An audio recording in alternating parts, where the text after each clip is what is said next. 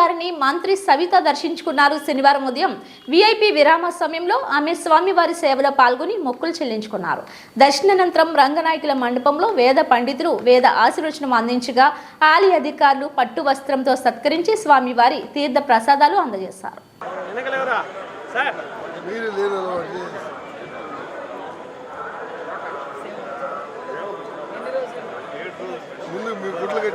వచ్చారు మేడం. రండి మేడం.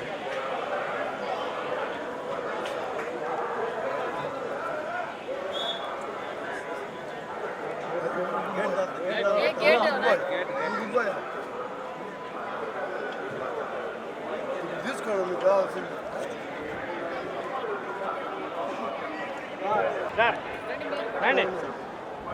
అవసరం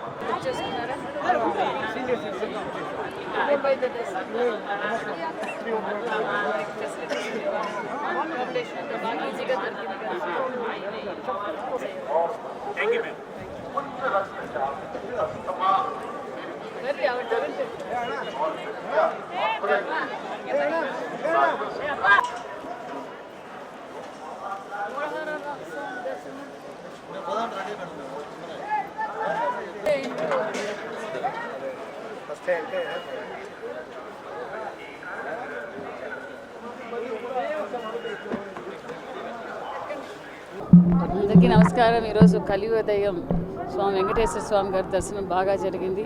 మరి అదేవిధంగా ఈ రాష్ట్రం బాగుండాలి, మా మాన్యశ్రీ ముఖ్యమంత్రి చంద్రబాబు నాయుడు గారికి ఆయుష్యాలు ఇస్తూ భక్తాదులందరితోనూ కొంతమందితో భక్తాదులతో కూడా మాట్లాడడం. భక్తాదులు కూడా ఇప్పుడు వసతులు చాలా బాగున్నాయి. ఇక్కడ భోజన వసతి కావచ్చు, ఇక్కడ వసతి కావచ్చు, అన్నీ బాగున్నాయి. సదుపాయాలు కూడా తొందరగా దర్శనాలు కూడా అవుతున్నాయి. ముందులాగా గంటలు తరబడి ఇబ్బందికరంగా లేదని కూడా భక్తాదులు కూడా చాలామంది చెప్పారు. ఓం నమో వెంకటేశాయ.